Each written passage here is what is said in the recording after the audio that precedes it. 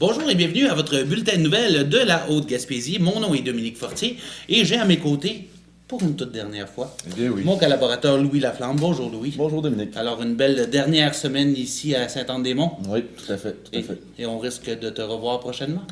Oui, l'ouverture de la pêche au saumon s'en vient, donc Oh. je devrais être dans les parages dans les prochains mois.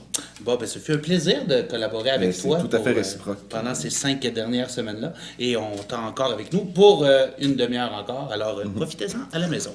Nous sommes également accompagnés de mon collaborateur fidèle et habituel, M. Frédéric Deroy. Bonjour Frédéric. Bonjour Dominique, bonjour Louis. Bonjour Fred. Et nous avons aussi Sandra Gauthier, directrice générale du musée marin Exploramer de Saint-Anne-des-Monts. Bonjour Madame Gauthier. Bonjour. Alors, merci d'avoir accueilli notre demande pour cette toute dernière émission et nous, on prendra relâche par la suite pour l'été et on vous reviendra possiblement en force en septembre prochain. Alors, on débute ce bulletin de nouvelles en vous parlant d'un sujet fort populaire ces temps-ci, mais qui ne fait pas l'unanimité, la chloration de l'eau à Saint-Anne-des-Monts. On savait que ça s'en venait. Ce fut confirmé lundi dernier. Louis était sur place et Simon Deschênes, le maire de Saint-Anne-des-Monts, nous a confirmé qu'est-ce qu'on savait déjà. On l'écoute ensemble. La firme de consultants en études hydrogéologiques est sortie. Alors, selon la caractérisation de notre eau potable, nous devrons procéder au traitement de l'eau. Il y aura un ajout de chlore gazeux dans notre eau potable.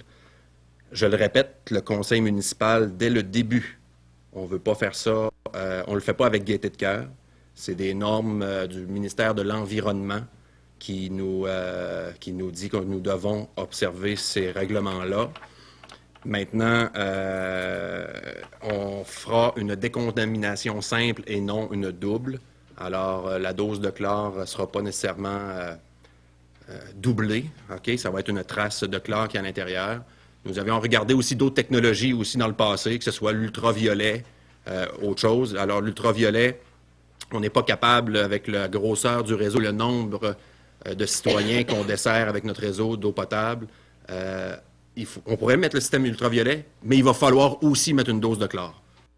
Alors, Louis, tu étais présent lors du conseil municipal. Ce n'était vraisemblablement pas de gaieté de cœur qu'on procédait avec cette annonce-là. Non, tout à fait. C'était vraiment pas la volonté de la ville au départ. Mais comme on l'a entendu, Simon Deschênes disait qu'il y a plusieurs solutions qui ont été élaborées, mais ont toutefois été écartées. On pense par exemple au UV, mais le réseau étant trop petit, pas assez de citoyens desservis, on a dû abandonner cette solution-là. Mais toutefois, le spécialiste de l'Institut scientifique, Denis Gauvin, nous expliquait que selon lui, il y a plus d'avantages que d'inconvénients à la chloration de l'eau. Effectivement, et ce qu'il ajoutait, c'est que dans des cas comme ici à Saint-Anne-des-Monts, on ne peut pas s'attendre à avoir des effets à long terme sur la santé. Il n'y aurait pas de risque imminent puisqu'il y a des analyses régulières qui seront obligatoires et scrutées à la loupe par le ministère, par le ministère afin de s'assurer justement que les sous-produits de la chloration ne deviennent pas en quantité alarmante. Le cas échéant, il y aurait évidemment une autre décontamination. Alors, on ne s'inquiète pas autre mesure au niveau de la santé publique et on conseille également aux citoyens, afin d'éviter le goût un petit peu désagréable du chlore, tout ce qu'on peut faire, c'est prendre l'eau du robinet, la mettre dans un pichet d'eau au frigidaire pendant 24 heures et le tour serait joué, du moins pour enlever le goût du chlore. Donc, voilà ce qui touche à ce dossier. Sandra, je me tournerai vers toi. Chez Exploramer, on utilise beaucoup d'eau. Je ne crois pas me tromper en disant ça. Est-ce que cette nouvelle-là a un effet justement sur les méthodes que vous devez utiliser justement pour les bassins et les aquariums? Oui, bien écoutez, on utilise beaucoup d'eau l'hiver parce que l'été, nous, ce qu'on fait, on pompe, pour faire les changements d'eau des aquariums, on pompe l'eau directement dans la mer. Ça prend quand même pas mal d'heures, ça prend quand même pas mal d'employés pour faire ces manœuvres-là qui doivent être faites tous les mois. L'hiver, comme on n'a pas accès à l'eau de la marina à cause des glaces, on ne peut pas pomper l'eau. Donc, ce qu'on fait, nous, c'est qu'on a un bassin qui nous permet, qu'on appelle un bassin de quarantaine, là, qui nous permet de mettre de l'eau de l'aqueduc. Après ça, on ajoute les nutriments, on ajoute le sel de mer et puis on amène l'eau au niveau des chimies à l'eau de mer. Donc, le problème que ça va apporter, la chloration de l'eau à Exploramer, c'est que le chlore va attaquer les poissons de deux manières. Le chlore, il y a des analyses qui ont été faites, va attaquer les branchies et la peau des poissons et ça peut être très rapide la mort de notre collection vivante. Et le chlore va aussi affecter le filtre biologique. Le filtre biologique, c'est dans le fond des aquariums, il y a toujours une masse de sable dans lequel vivent des bactéries, des bonnes bactéries pour les poissons. Et le chlore va détruire ces bactéries-là, ce qui va provoquer la mort des poissons si ce n'est déjà fait. OK. Donc, la chloration de l'eau, pour nous, c'est vraiment pas possible. Donc, ce qu'on souhaite faire, et ça faisait également partie du projet de pérennisation, c'est d'installer une prise d'eau en mer.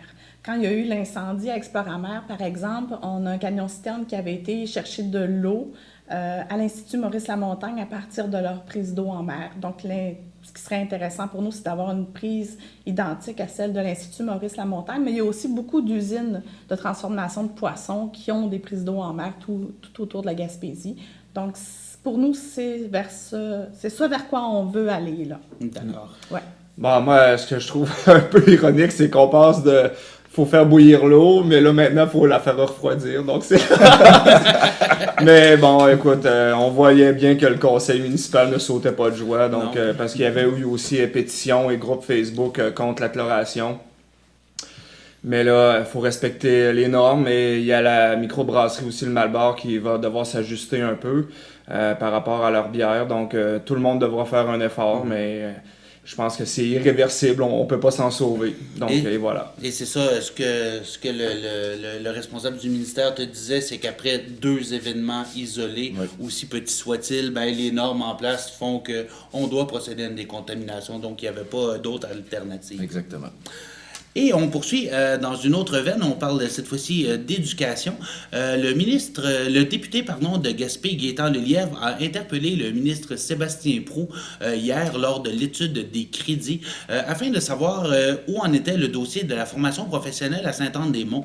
On se rappellera qu'à l'époque du docteur Bolduc à l'éducation, celui-ci avait annoncé une 2e phase. On parlait à l'époque possiblement de conduite d'engin de chantier. C'était le programme qui était souhaité ici par la commission scolaire. Ce que le ministre Proulx a répondu à son homologue du Parti québécois, c'était que le programme d'engin de chantier, après consultation auprès des gens sur le marché du travail, il n'y aurait pas un besoin pour avoir cette formation-là ici. Par contre, il a ouvert la porte à d'autres options, sans vouloir mentionner quel autre programme pourrait venir s'installer ici. Il a dit qu'il était très conscient de la situation économique de la Haute-Gaspésie et qu'un cours supplémentaire représenterait évidemment plus de gens, donc des retombées économiques pour la communauté. Donc, il pourrait possiblement y avoir prochainement une annonce concernant une nouvelle formation. Ça ne sera pas engin de chantier, on ne sait pas laquelle encore, mais le ministre semblait quand même rassurant par rapport à la question du député, donc il reste à voir. Il n'était pas non plus pour dire qu'il n'y en aura pas. Donc, on va attendre. Et tu es cynique, Frédéric. 2018 arrive, là, ça serait tellement une belle nouvelle à annoncer pendant une campagne électorale, mais attendons. Nous verrons bien, effectivement. Et parlant d'éducation, on se déplace cette fois-ci à l'école primaire de Lens. Et oui, un 3e cas de moisissure a été retrouvé cette fois-ci. On avait trouvé un cas de moisissure dans l'entretoit, ce qui avait provoqué la fermeture de l'école pour une après-midi. Et on a effectué des travaux. La fin de semaine subséquente, soit quelques jours après, on procédait au remplacement des fenêtres. Et là, oh surprise, on trouve des moisissures dans les cadrages des fenêtres. La présidente du syndicat des travailleurs de l'enseignement de l'Est du Québec, Nathalie Fournier, déplore cette situation. Elle parle d'un manque de transparence au niveau de la commission scolaire. Elle dit à chaque fois qu'on fait des réparations, on découvre de nouveaux cas de moisissure. C'est la santé des travailleurs, mais surtout des enfants, qui est remise en question. Donc, elle demande à voir l'heure juste et elle demande effectivement avoir une expertise sur l'air ambiant, histoire de savoir qu'est-ce qu'il en est vraiment de la qualité de l'air respiré par nos tout-petits à l'école de Lens. Oui, je pense qu'on a suffisamment d'indices pour penser à tout le moins qu'il y a des problèmes généralisés à l'école de Lens. Donc, au moins pour avoir le cœur net, je pense que c'est de bonne guerre de faire des tests un peu partout dans l'école et de la qualité de l'air aussi. C'est des enfants et des professionnels de l'éducation qui sont là à journée longue, donc je pense qu'on n'a pas à jouer avec leur santé. J'ose espérer que la commission scolaire va avoir le bon sens de faire l'analyse. C'est ce que nous verrons bien. Mon cher Louis, Oui. Orbit obtient un sursis de 30 jours supplémentaires afin de prendre arrangement avec ses créanciers. Oui, c'est une nouvelle qui nous provient de la Cour supérieure du Québec. C'est un sursis de 30 jours, comme tu nous l'as dit, donc ça laisse jusqu'au 29 mai à l'entreprise Orbit pour s'arranger avec ses créanciers. Mais il faut le dire, c'est un délai c'est une pratique qui est courante dans ce genre d'impasse-là. Il faut dire aussi que la Orbit, pendant ce temps-là, a confié sa gestion financière au groupe PricewaterhouseCoopers. Oui. PricewaterhouseCoopers, Oui. pardon. Puis c'est ça. Il y a aussi un comité qui a été mis en place entre Orbit et le fournisseur Autotech. Oui. Autotech qui avait fourni le calcinateur qui est défectueux. Il y a donc un groupe de travail conjoint avec les ingénieurs d'Orbit qui a été mis en place. Et ceux-ci ont comme mission de trouver des solutions au plus vite. Oui, effectivement, le mot au plus vite est de mise. Et par ailleurs, pendant ce temps-là, Orbit continue ses discussions avec Développement économique Canada et Investissement Québec, histoire d'aller peut-être débloquer quelques fonds supplémentaires pour permettre à l'entreprise de poursuivre sur sa lancée. Elle qui croit toujours à son procédé. On sait qu'ils avaient commencé à produire de façon minimale. C'était maintenant de passer à l'étape commerciale, ce qui n'a pas pu être réalisé en raison des problèmes d'équipement. Rappelons que 29 employés de l'usine de Captcha ont été mis à pied pendant cette période et de façon indéfinie. On passe cette fois-ci dans la catégorie des faits divers. Et oui, la cause de Stephen Donis revient à nouveau dans les médias. Cette fois-ci, on sait que M. Donis avait fait une demande pour revoir sa sentence qu'il jugeait injuste à son égard. Revirement de situation, M. Donis abandonne cette demande-là, mais demande plutôt de revoir ses conditions lorsqu'il sera remis en liberté. Alors, il lui a été octroyé qu'il aura droit d'utiliser Internet à sa sortie de prison, prétextant que ce sera nécessaire pour gagner sa vie. Dans un autre ordre d'idées, le présumé voleur des commerces d'alimentation de Gros-Morne, Marsoui et Saint-Vianney dans la Métépédia a été formellement accusé. Il fait face à plusieurs chefs d'accusation de vol de moins de 5 000 $, d'entrée par effraction, de s'être cagoulé et d'avoir eu de l'équipement pour commettre ces vols. Il s'agit de Jesse Bernatchez-Leclerc, 23 ans, résident à Tourelle. Le jeune homme comparaîtra en cours dès la semaine prochaine. Sur une note un petit peu plus joyeuse, la chance sourit à nouveau à la Haute-Gaspésie grâce à l'Auto-Québec. C'est payant de s'acheter des gratteux, paraît-il, et des billets de loterie. Après 2 gains à la Poule aux œufs d'or et 1 gain à Banco, voici une 4e résidente de Saint-Anne-des-Monts en à peine 2 mois qui remporte un lot important. Il s'agit de Suzanne Gauthier qui a remporté 75 000 $ à la loterie Québec 49 en ayant 5 bons numéros sur 6. Plus le complémentaire. Madame Gauthier avait acheté son billet au métro Alimentation du Mont de Sainte-Anne-des-Monts et c'est également là qu'elle a fait valider son billet sans savoir qu'elle était gagnante. Lorsqu'on lui a annoncé la bonne nouvelle, elle a crié de joie en pleine épicerie à la grande surprise de tous les clients sur place. Et sur ce, on prend une courte pause et on vous revient immédiatement après pour jaser un petit peu plus en profondeur de la situation d'Exploramer avec notre invitée Sandra Gauthier. Je m'appelle Zachary, je suis amputé à la jambe gauche. Ça, c'est fait pourquoi? Ça, c'est de la fibre de carbone. J'étais super contente d'avoir ma nouvelle prothèse. En plus, avec un pied spécial. Ma nouvelle prothèse, ça tourne mieux, puis ça va beaucoup mieux. Là, je me dis, ouais, je suis capable. J'aime déjà jouer au hockey, puis j'aime jouer avec mes amis, fait que les deux ensemble, c'est super amusant. L'association des aptitudes, ça m'aide beaucoup. Ça, c'est ma jambe quand j'avais 3 ans, 4 ans.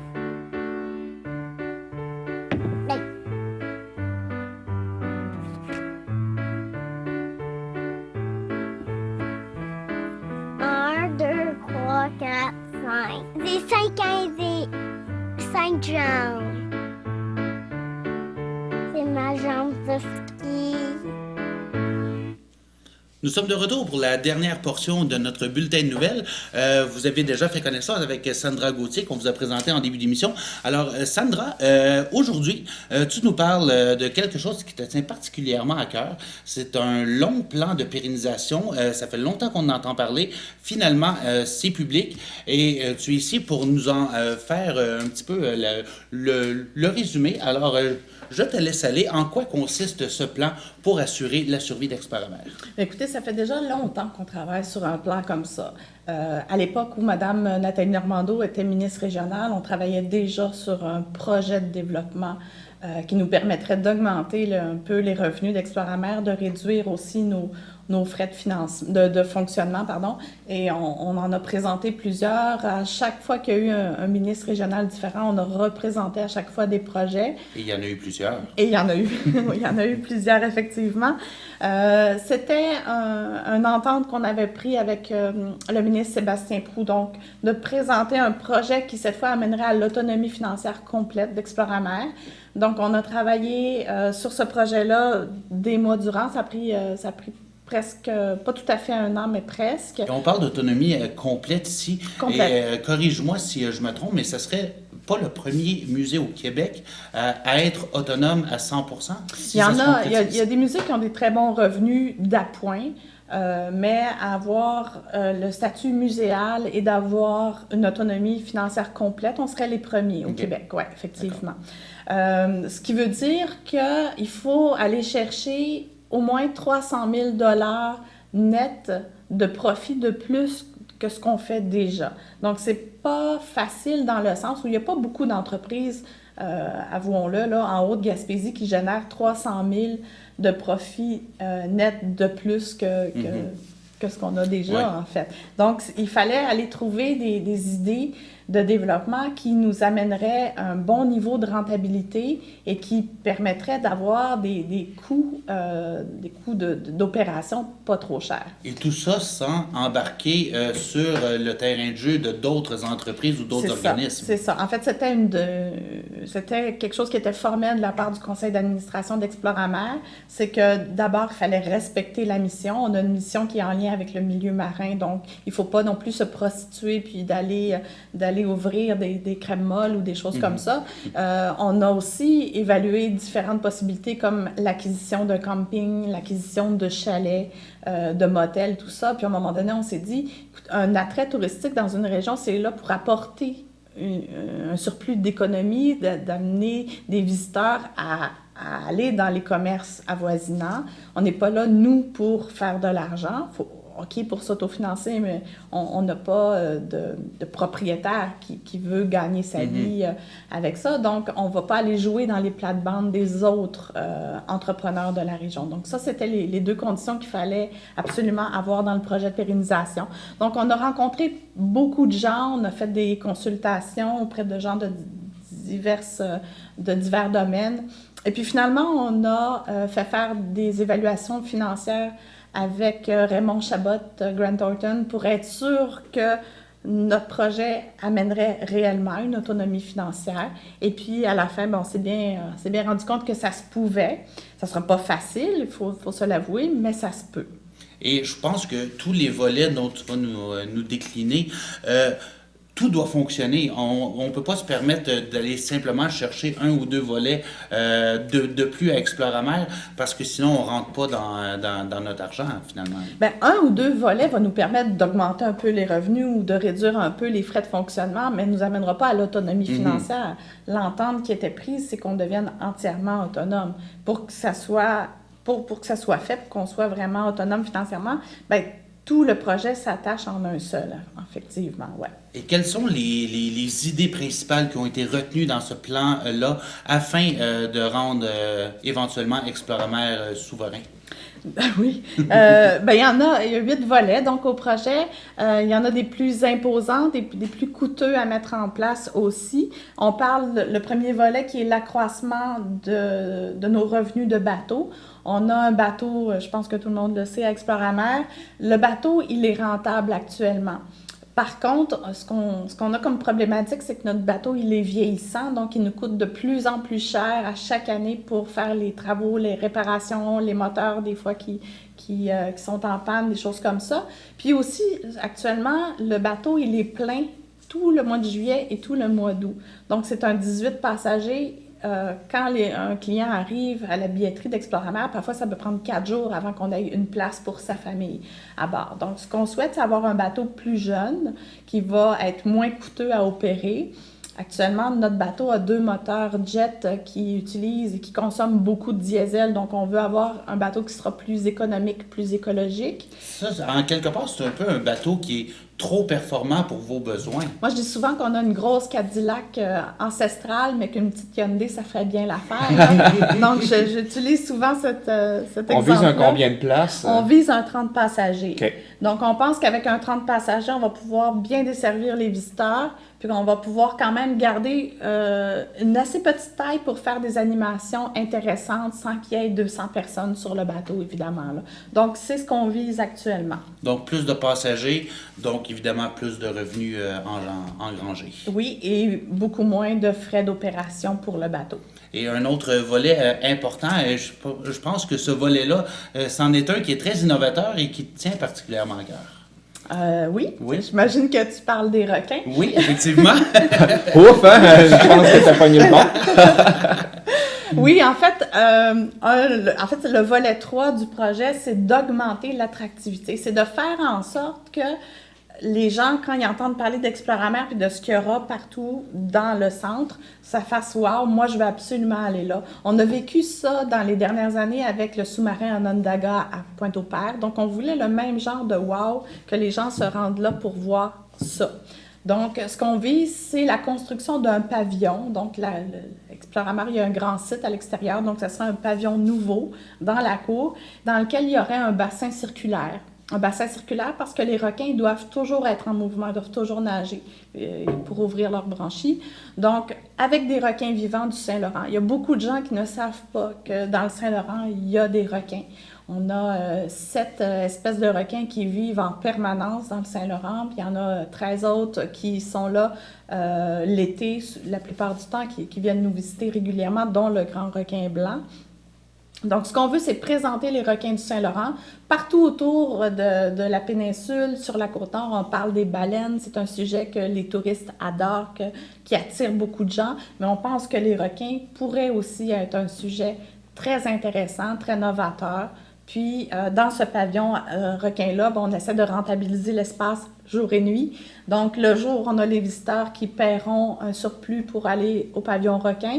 Et puis, la nuit, on espère installer on veut en fait installer des lits escamotables. Puis, on pourra accueillir, par exemple, des groupes de scouts, des camps de jour qui pourront dormir à côté des bassins de requins. Donc, puis voir les requins nager toute la nuit, finalement. Alors, le facteur wow est quand même assez intense. Là. On serait les premiers au Québec, mais même, je connais pas grand. Ouais, c'est ça. Ouais. Là, on marque un pion, là, on met une balise à Saint-Anne-des-Monts. Là. Absolument. Puis quelque chose qui reste dans la mission d'Exploramer, on a développé dans les 15 dernières années une expertise intéressante au niveau de la biodiversité marine, au niveau des sciences de la mer, mais je pense qu'on accentue encore plus notre volet. Et puis, c'est quelque chose qu'il n'y a pas nulle part. Et puis qu'on pense qu'il peut faire déplacer des gens. Et pour les écoles de la région, ça serait... Et on peut agrandir, j'imagine bien, des écoles de Rimouski ou de l'Est du Québec de venir visiter le site pendant l'année scolaire. Absolument, tout à fait. Puis, écoutez, les requins, on le sait que ça marche. Depuis que les pêcheurs, M. Lévesque, Jean-Guy Lévesque et son fils ont pêché le requin marèche qui nous l'ont apporté. Oui. Nous, on a développé une exposition sur les requins. On voit l'intérêt que ça génère chez les gens, chez les ados, beaucoup.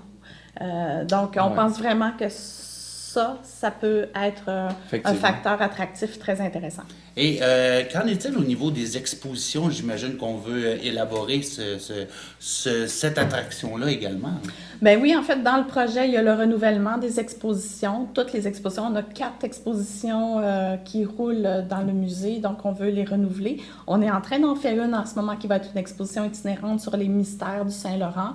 Il y en aura d'autres qui vont s'intégrer au fur et à mesure. Ce qui est important pour un musée, c'est de changer ses expositions puis renouveler la visite de ses clients. Donc, quand on a les mêmes expositions pendant 10 ans, ben, les gens finissent par se lasser. Donc, c'est important de renouveler les expositions. Dans ce volet-là du projet, il y a aussi la construction d'une salle dédiée aux enfants. On a une grosse clientèle familiale à Exploramer, on a une grosse clientèle scolaire de camp de jour. On a notre propre camp de jour qui s'appelle l'Escouade des Marsouins masqués. Par contre, à ce jour, on n'a pas d'espace pour accueillir ces groupes-là. Tout se fait dans le restaurant. Donc, parfois, à l'heure du midi, on a des enfants qui font de la gouache, on a des gens qui essayent de manger. C'est pas intéressant pour les enfants, c'est pas intéressant pour les adultes. Donc, un espace dédié à notre propre camp de jour puis à l'accueil de tous les autres groupes d'enfants, ben, ça va être une plus-value pour Exploramer, certainement, là. Puis, si tu nous parlais aussi au niveau de ce qui est déjà en place, justement, le restaurant, boutique de souvenirs, Fourchette Bleue, comment on peut augmenter la rentabilité de ces facettes-là de l'entreprise, du musée, pardon? C'est une entreprise aussi. Fourchette Bleue a un volet qui lui est dédié dans le projet. Ça fait longtemps on dit toujours qu'Exploramer court derrière Fourchette Bleue. Fourchette Bleue veut se développer. C'est nous qui le freinons par manque de ressources qui est attitré à ce dossier-là. Donc, il y a le développement de Fourchette Bleue. On a bien intégré tout le volet poissonnerie et restauration. Ce qu'on veut attaquer maintenant, c'est le grand marché des consommateurs. On a vu dans les dernières années Aliments du Québec qui a pris beaucoup d'ampleur. On a vu les fromages d'ici qui ont pris de l'ampleur, l'agneau du Québec. On en entend parler, mais les poissons sont encore une zone qu'on ne connaît pas au Québec. On ne sait pas faire la différence entre un poisson du Saint-Laurent puis un poisson d'eau chaude. Les Québécois ne savent pas que nos poissons, c'est du haut de gamme, qu'on exporte à l'étranger, puis pendant ce temps-là, ben, on importe par en arrière des poissons bas de gamme pour nourrir les Québécois. Donc, la campagne grand public qu'on vise faire avec Fourchette Bleue, c'est vraiment remettre les poissons du Québec dans l'assiette des Québécois. Puis, avec ça, il y a tout un plan de développement là, en termes de campagne publicitaire, de développement des produits, de développement de la certification aussi.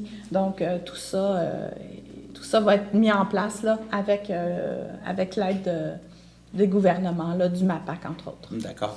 Et ça, c'était les grandes lignes. Malheureusement, on m'annonce que le temps file. En très, très bref, d'autres petits volets qu'on voudrait mentionner? Petit volet qui coûte cher, en fait, la remise à niveau du bâtiment. La bâtisse va avoir 23 ans là, dans les prochaines semaines. Il n'y a jamais de travaux majeurs qui ont été faits. Donc, on a une toiture qui coule, on a des fenêtres qui coulent, on a des planchers qui s'écaillent, les trottoirs sont devenus un peu casse-cou. Faire attention aux moisissures aussi. Oui. Pour l'instant, j'en ai pas vu. Mais donc... fait trop froid dans la bâtisse pour que ça se développe. Donc, il y a d'importants travaux. Il y a une campagne de marketing qui va venir avec tout ça aussi. Puis, plein d'autres innovateurs, mais les principaux points sont là. Ouais. D'accord. Bien, merci infiniment d'avoir été avec nous, Sandra Gauthier. On va te souhaiter à toi et à toute l'équipe d'Exploramer une excellente saison touristique qui débute quand, d'ailleurs? En principe, le 3 juin. Le 3 juin. Alors, en principe. on devrait se rendre jusque-là. Alors, on invite les gens, justement, à réserver et à aller visiter le musée marin Exploramer. Et sur ce, Louis, c'est maintenant le temps de notre chronique Vie sociale pour terminer cette toute dernière émission de la saison. Alors, il y aura tout d'abord un souper pour la fête des mères le samedi 13 mai à 18h au Centre colombien de Capcha. Rose beef au menu et 4 services.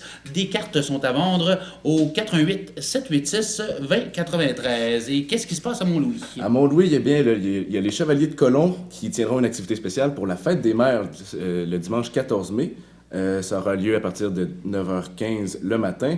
Il y aura une messe de célébrer suivie d'une cérémonie d'honneur pour les mamans de la communauté et le tout se terminera avec un vin d'honneur offert par la municipalité. Et toujours à Mont-Louis, le club des 50 ans et plus invite la population à un souper suivi d'une soirée de danse sur la musique de Jacques Tremblay le samedi 20 mai à 17h30 au Centre Jules Drouin. Il faut réserver avant le 15 mai. Et sur ce, Frédéric, je te remercie d'avoir été avec nous toute l'année. C'est un plaisir. Alors, on aura sûrement l'occasion de se revoir l'an prochain à notre retour. peut-être. On verra ce qui se passe On avec les verra ce journaux. qui se passe d'ici Ouais. là et dans nos vies respectives. Et voilà. Alors, merci d'avoir été avec nous, Frédéric, ça fait un plaisir. Partagez, cher Dominique. Louis Laflamme, merci infiniment d'avoir été avec nous. Tout le plaisir est pour Bonne moi, chance pour la suite des choses. Merci beaucoup. Sandra, merci également. Alors, à vous tous, on se dit à l'année prochaine. Merci. Au revoir.